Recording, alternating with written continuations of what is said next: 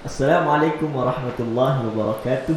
Waalaikumsalam warahmatullahi wabarakatuh. Alhamdulillah wassalatu wassalamu ala Rasulillah wa ala alihi wa sahbihi wa mawalah amma ba'd. Ikhwatal iman, hafizakumullah. Nah, kembali lagi dengan kita. Kok kembali lagi, Mas? Kapan yang datang? Ya, kita lanjut yang kemarin, masih perang pemikiran ya. Oh iya. Tapi mungkin kita kenalan dulu. Gak apa kenalan lagi. Saya di sini Nurul Mas Huda dan sudah hadir di studio kita. Pemateri inti. Wow. Yang sekarang Buddha pemateri inti. Sekarang saya hanya teman ngobrol aja. Gantian. Ya, Mas Ilham Fikri Ma'arif Al-Khatib.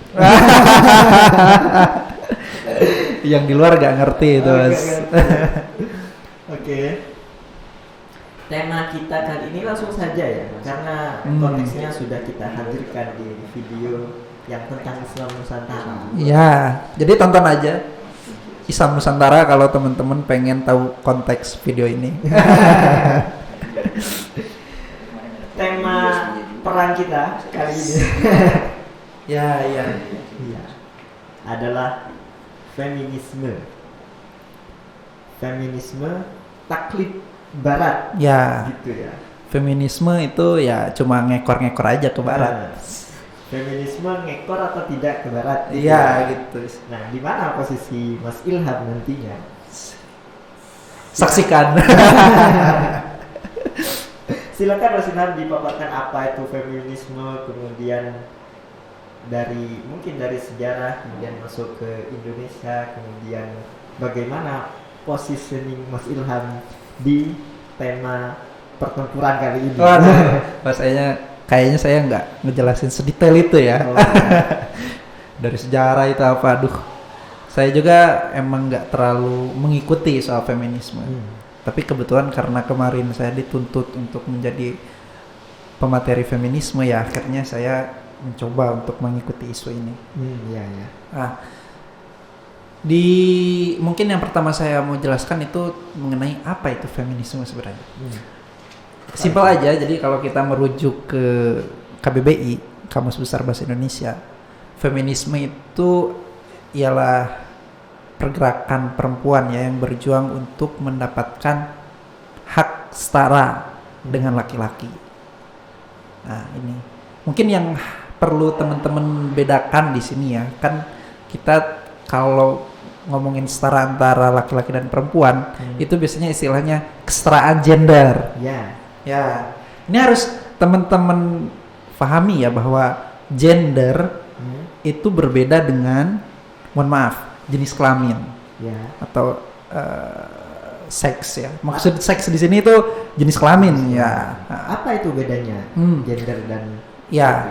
Kalau jenis kelamin itu kan murni pemberian Tuhan yang kita tidak bisa menampik itu, nggak bisa memilihnya. Kita kan ujug-ujug lahir ke dunia jadi laki-laki atau jadi perempuan. Nggak mesen kita ya? Nggak mesen, nggak custom kita ya mesen ke Tuhan pengen jadi laki-laki dong gitu kan? Atau pengen jadi anaknya siapa? Iya, itu jenis kelamin. Nah, sementara gender itu sebenarnya bukan gift. Bukan pemberian dari Tuhan, itu dia ya konstruk masyarakat. Itu konstruk masyarakat kalau gender itu. Jadi bagaimana masyarakat mengkonstruk peran laki-laki dan perempuan di masyarakat itu. Sehingga ini bisa diusahakan. Diusahakan agar setara. Makanya ada istilah kesetaraan gender karena mereka berjuang peran laki-laki dan perempuan itu memang menurut mereka itu harus setara. Dan yang diperjuangkan feminisme adalah kesetaraan gender. Kesetaraan gendernya itu. Bukan menyamakan jenis kelamin. Bukan menyamakan jenis kelamin itu yang mesti dipahami. Oke, itu pengertiannya ya. Ya. Oke, lanjut, apa lagi yang bisa dijelaskan oleh Mas Ilham tentang feminisme ini? Ya, kalau kita lihat dari segi istilahnya saja, itu kan sudah barat banget. Oh, iya. Feminis gitu kan. Iya. Jadi ya kita memang tidak bisa menghindari bahwa feminisme itu ya istilah barat, dan kita ketika membahas feminis itu ya mau gak mau mengekor ke barat. Meskipun pihak yang kontra misalnya bahwa oh enggak kok di Islam udah ada kok isu-isu kesetaraan gender. Tapi kan tetap inspirasinya dari barat. Iya.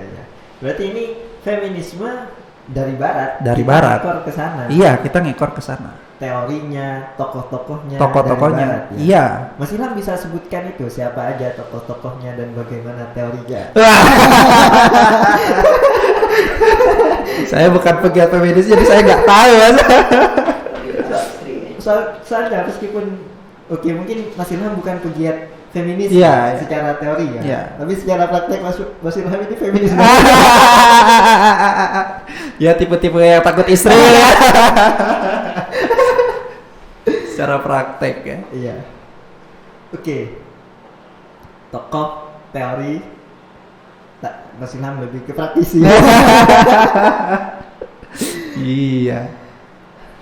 Oke, mungkin kita akan masuk ke Islam kemudian ke Indonesia. Ya, oke. Di mana letak ngekornya itu? Ya, oke. Mungkin tadi secara istilah udah jelas ngekor ya. Tapi secara istilah, secara pengertian, secara praktek bagaimana? Ya, oke. Mas Ilham menjelaskan Saya itu? mungkin mengawali penjelasannya dari feminisme dalam sudut pandang postkolonial sih ini, Mas. Ini khas postkolonial. Jadi mereka memandang bahwa feminisme itu ya dia adalah doktrin yang dijejalkan oleh para perempuan barat ke perempuan-perempuan dunia ketiga. Ya dalam hal ini dunia ketiga berarti kan negara yang dijajah. Ya termasuk Timur. Yang notabene ya memang terjajah. Ya, jadi akhirnya mereka itu tidak sekadar menjajah fisik, tapi juga pemikiran. Termasuk ya di sini mereka menjajah perempuan Timur agar berpandangan seperti apa yang masyarakat Barat alami. Meskipun masyarakat Timur pada kenyataannya itu tidak mengalami, saya tidak mengatakan sama sekali ya. Di beberapa tempat itu tidak mengalami apa yang perempuan Barat alami. Misal, nah ini akhirnya bukan misal dulu sih.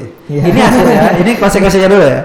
Ini akhirnya menyebabkan adanya pandangan misoginis ekstrim, bahwa dikit-dikit laki-laki itu membenci perempuan, laki-laki itu menindas perempuan. Akhirnya masyarakat dunia ketiga itu akhirnya cengeng. Yang tadinya mereka itu wanita yang tangguh, gagah, tapi karena dijejali oleh pandangan-pandangan Barat, akhirnya mereka itu jadi lembek, tertindas sedikit. Laki-laki semua cowok sama aja ya. Jangan curhat Mas Ilham. Oke, artinya di Barat mungkin perempuan agak tertindas atau kurang setara jadinya. Sementara di Timur belum tentu begitu. Bahkan bisa jadi setara, bahkan perempuan bisa jadi ada yang agak lebih. Iya. Di Padang. Uni. Hanya saja Uni Soviet. Uni Soviet, Uni Eropa. Uni Emirates. Asli Padang. Asli Padang. Ya teori itu lanjut Mas gimana? Hanya saja kemudian di Barat karena terjadi ketidaksetaraan gender, kemudian orang-orang Barat menteorikan itu, kemudian dijejalkan ke masyarakat dunia ketiga, padahal masyarakat dunia ketiga tidak merasakan itu, karena dijejalkan, seakan-akan mereka merasakan juga, padahal enggak. Iya, gitu. Ya. Nah, ini bahkan mereka ini agak masif, Mas. Penjejalan ini. Nggak cuma lewat tulisan, bahkan sampai film. Itu sangat masif sekali. Lewat media sosial. Dan yang menarik itu, misalnya di salah satu akun feminis Indonesia ya. Saya melihat ada kajian di mana di situ judulnya apa ya, intinya itu memperkuat kesetaraan di pesantren. Oh. Iya. Iya. Saya kok agak mikir ya, perasaan selama saya pesantren antara laki-laki dan perempuan itu setara, apalagi harus disetarakan gitu kan. Ini menunjukkan bahwa ya sedikit-sedikit pengen setara sedikit, padahal kan udah setara.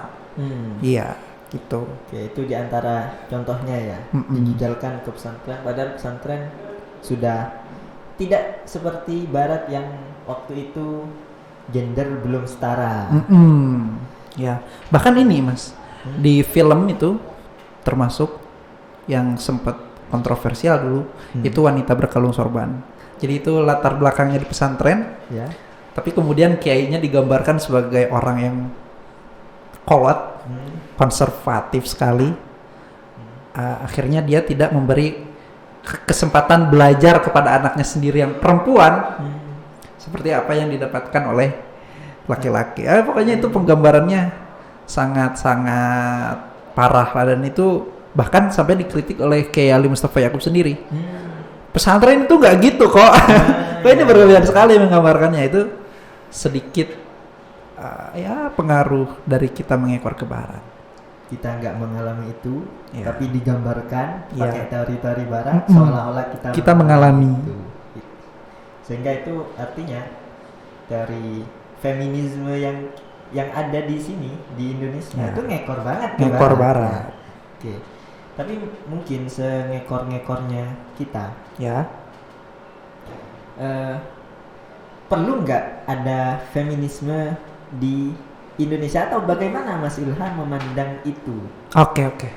Tentunya kalau saya dari apa yang saya lihat ya, atau yang saya cari-cari kemarin, Iya.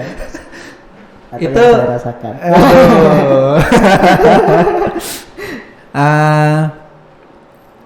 Saya melihat bahwa ya feminisme itu meskipun kita ngekor ke barat, tapi itu juga perlu. Terutama meskipun ya di Padang itu oke lah wanita setara, bahkan dianggap lebih daripada laki-laki. Tapi kan di tempat lain, misalnya dengan kultur lain, itu tidak demikian. Makanya di beberapa tempat atau di beberapa kasus memang feminisme ini perlu ya. Ya meskipun ya tetap ke barat ya nggak apa-apa, emang kenapa kalau kita ngekor ke barat kan? Iya, ilmu kan bisa kita dapat dari mana saja. Kita ambil inspirasi dari sana, tapi nggak langsung copy paste gitu. Oh iya, enggak. Kita lakukan modifikasi Iya. sesuaikan konteksnya. Iya, dengan masyarakat kita. Oke. Mungkin yang masih agak pertanyaan tadi Mas Ilham menyebut dunia pertama, dunia ketiga. Ada dunia kedua? Atau Mas Ilham bisa jelaskan dunia-dunia itu? Waduh, ya kalau setahu saya ya dunia pertama itu ya kayak kata ganti pertama, subjek. Ya, jadi dia pelaku yang menjejali pemikiran. Sementara dunia ketiga ya dia orang ketiga yang jadi objek. Objek penjejalan pemikiran teori-teori itu. Ya. Kalau dunia kedua enggak ada? Wah, nggak tahu ya. Dunia kedua ya apa ya? Dunia jin. Dunia akhirat. Iya, dunia kedua kan. Dunia pertama sekarang nih. Ya, ini dan itu kan kalau secara dampak ya Mas, memang ada positif dan negatifnya. Dari segi positifnya, masyarakat timur jadi mengerti bagaimana kita memperlakukan perempuan secara adil ya. Secara adil, bukan sama tapi secara adil.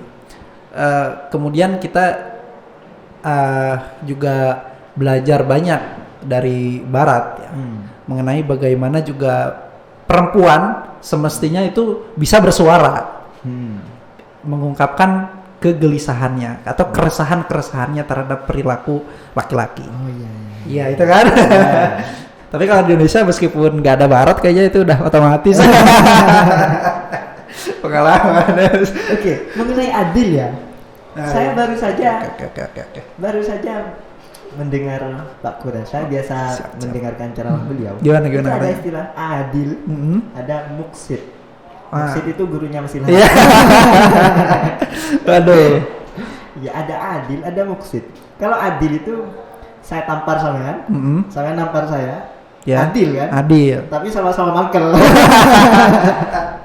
Tapi Ya. kalau Muksid itu misalnya saya tampar sampean, kemudian sampean menuntut ke Tuhan. Terus Tuhan, dia nampar saya akan nampar lagi biar adil. Oleh Tuhan ditawarkan, bagaimana kalau itu ada surga? Kamu mau? Oh mau Tuhan. Tapi bagaimana? Hanya kamu itu yang bisa dapatkan itu. Apa itu untuk membayarnya? Maafkan dia. Artinya nanti Iya. Mas Ilham senang. Wah. Dan itu adil kan? Iya. Adil tapi sama-sama senang. Iya. Kalau yang pertama adil tapi Mangkal. sama-sama mangkel. Iya. Mungkin yang diinginkan di sini keadilan antara laki-laki Dan perempuan. itu sama-sama senang, sama-sama Iya. bahagia. Iya, sama-sama Bukan membahagiakan berkata. satu sama lain. Aduh. Masih mampu pengalaman. Iya. Itu positif. Tapi tentu segala sesuatu itu kan ada negatifnya juga. Misal kalau kita ini terlalu, terutama pegiat muslim atau pelajar muslim yang terlalu sangat berpandangan barat. Atau istilahnya itu under western eyes ya. Oh, Di iya. bawah ya kacamata barat. Iya. Jadi segala sesuatu itu memakai kacamata barat. Contohnya itu ada, misalnya ini yang dianggap sebagai feminis yang muslimah. Iya. Dia muslimah tapi kemudian jadi pegiat feminis. Nah, Meskipun mungkin saya tanya dulu ya. ya, Biar saya ada perannya. Kita kan kita waktu perkenalan kita Mas Santri Darussunnah, pengkaji hadis. Ya. Nah, bagaimana feminisme itu diterapkan di hadis. Dan pro kontranya bagaimana? Oh. Termasuk tadi Mas Ilham agaknya nyebut Fatimah Mernisi. Iya. Silakan. Oke. Nah, terkait hadis ya. Memang kemudian akhirnya muncul gara-gara ya dari under western eyes ini muncul misalnya hadis-hadis yang dianggap misoginis. Nah, salah satu pegiatnya itu salah dua sih ini. Rifat Hasan dan Fatimah Mernisi. Mereka ini kemudian sangat mudah memalsukan hadis. Kalau muatan hadis tersebut mereka anggap ini misoginis. Kemudian mereka berpikir, gak mungkin Nabi bilang gini. Meskipun hadis tersebut misalnya diriwayatkan oleh Imam Bukhari atau Imam Muslim. Yang itu menurut para ulama hadis itu pasti sahih. Ashahul kutub Ya. ba'dal Quran. Ya, meskipun kemudian sebagiannya lain kan ashahul musanafat kan. Ashahul kutub al Al-Musanafat. Ya. Jadi karangan yang paling sahih. Ya udah itu. Sahih Bukhari. Tapi kok mereka kemudian memasukkan ya karena mereka tidak memakai metode ulama hadis. Oh iya. Misalnya hadis yang sebagai kasus yang itu diriwayatkan oleh Bukhari atau Bukhari Muslim.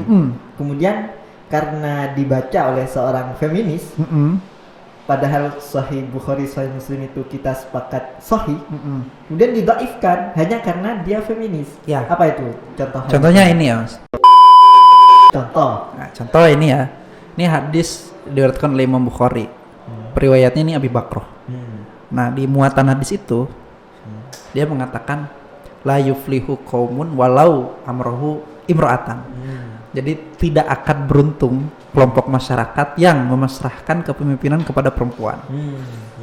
Akhirnya dia memahami Abi Bakroh ini, hadis ini menyelamatkan dia agar tidak mendukung Sayyidah Aisyah ketika perang Jamal ya bersama Sayyidina Ali karena dia memang pro Ali. Nah, oleh karena ini kok hadis gini amat sih? Masa perempuan tidak boleh menjadi pemimpin? Nah, akhirnya dia memasukkan hadis itu. Ya kalau sekilas memang masuk akal. Sekilas. Wong di sana kok udah jelas teksnya seperti itu. Kemudian mungkin dibarengi oleh konstruk masyarakat yang dia alami ketika itu, bahwa perempuan tidak diberi kesempatan untuk menjadi pemimpin sebanyak apa yang laki-laki peroleh. Iya. Akhirnya dia, ini hadis ini palsu, gak mungkin Nabi seperti ini. Kaum Gitu. feminis memahami hadis lan yufriha qaumun walau Amrahu imra'atan. imra'atan itu dhaif ini udah. Iya.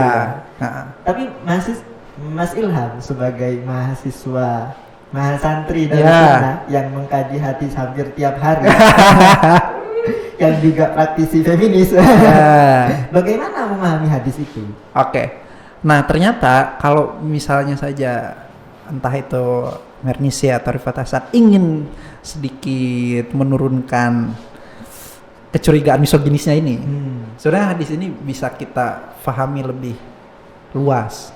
Ternyata konteks hadis ini Konteks. konteks. Tadi saya baca la yufliha atau la yuflihu ya? Nasab ya pokoknya lah, nasab lah. Oke. Nah, bukan katanya sih. Jadi sababul wurud hadis ini. Sababul wurud atau sababul irad? Nah, Sababul wurud dulu ya. Sababul wurud. ya. Jadi sebab Nabi mengucapkan hadis ini itu ketika Raja Persia meninggal, kemudian dia diteruskan oleh anak perempuannya yang masih muda. Dimana ketika itu wong anak laki-laki saja itu masih bisa dijadikan pemimpin boneka Oleh menteri-menterinya. oleh menteri-menterinya, apalagi perempuan. Karena waktu itu memang pandangan kepada perempuan itu negatif. Jadi masyarakatnya waktu itu. Akhirnya Nabi mengomentari. Nah, ini Nabi berkomentar aja. Komen aja. Iya. Kayaknya mereka itu nggak bakal beruntung deh kalau memasrahkan kepemimpinan kepada perempuan. Nah, apalagi kalau ini dikaji oleh misalnya usul fiqh yang ini lafdul am takin muraduh khos gitu kan. Lafadznya am tapi maksud Nabi itu khusus ya ke perempuan yang menggantikan raja itu yang masih belia itu. Nggak semua perempuan.